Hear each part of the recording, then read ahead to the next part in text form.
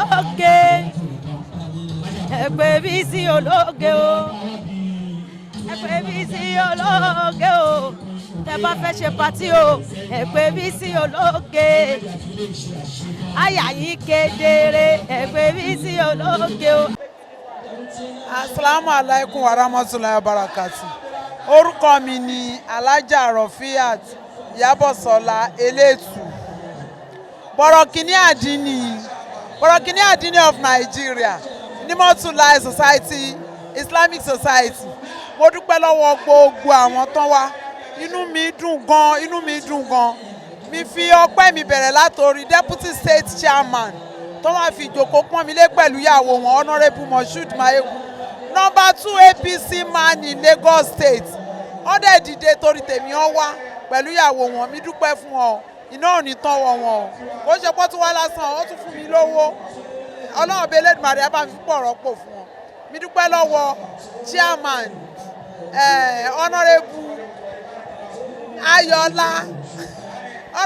Ayọ̀lá Abdulfatai Adékúnlé, former chairman Ajẹ́rọ̀mí Fẹ́lódún local government. Wọ́n ṣe gudugudu méje yàyà mẹ́fà. Iná ò ní tọ́wọ́ wọn.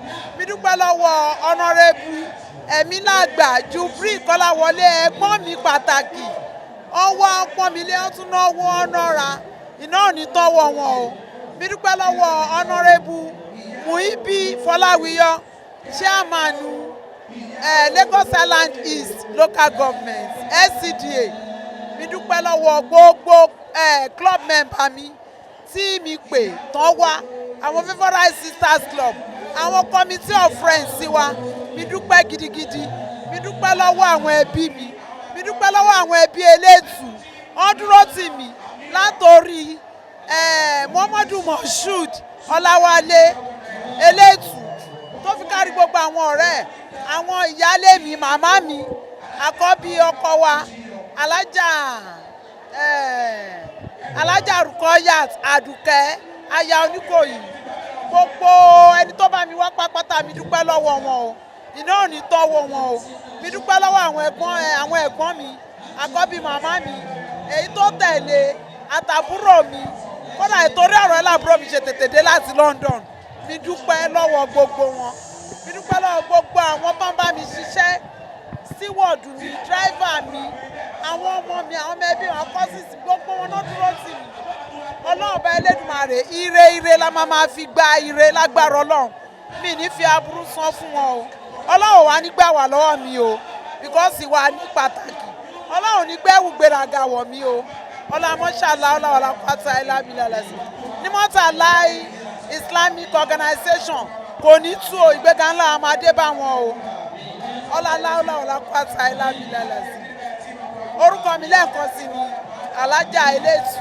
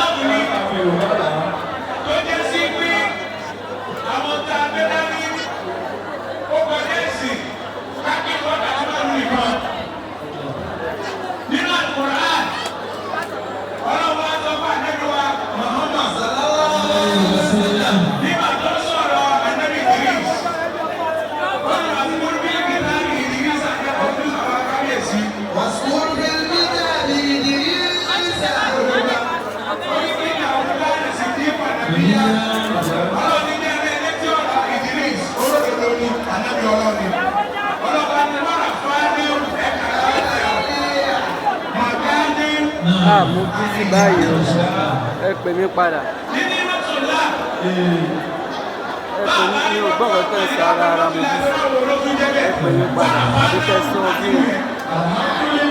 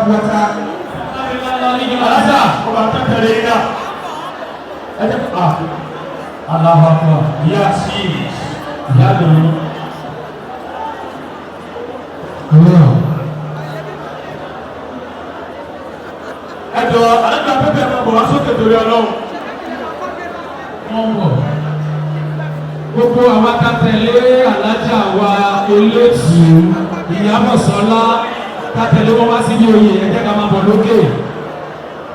Ibi ìkọta torí ẹ̀wà gangan ládé yìí. Ẹjọ́ máa bá a bọ̀ lókè. Ọlọ́dà yìí pẹ́.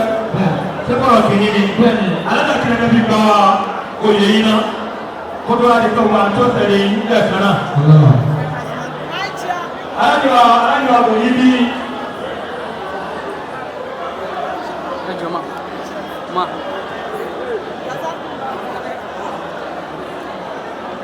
Alájà.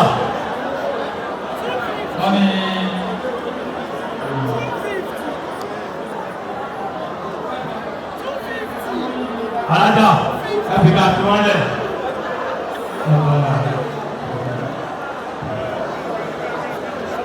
Gbogbo àwọn akátẹ̀lé alájà ìyámọ̀sọ́lá elétù Màmá ń kọ́. ẹ̀jẹ̀ máa bọ̀ lókè. Ìyá ọlọ́mọsàwọ̀ akẹ́ wọn. Ẹjọ́ torí ọlọ́run ẹgbẹ́bí ọjọ́ 300,000 nítorí ọlọ́run ayé àti bàbá yìí. Alájà ní àwọn fún wa ní 250,000 naira.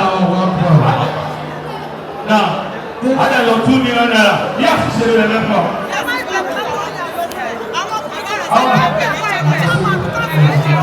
Ṣé ọ̀rọ̀ tó ẹ̀yẹ tó wá?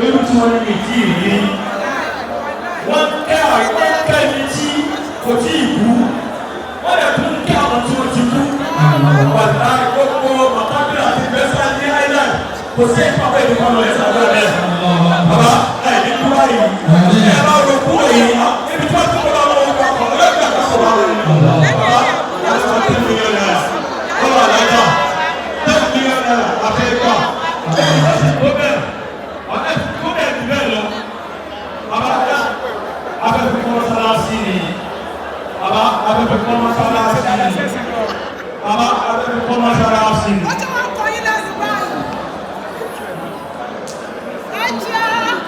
ẹjọ́ àtẹ́bíwù èyí fọlá bí ọlọ́run fún wa ní nínú ọba ní 20,000 naira nínú àárín ọlọ́tì yọ.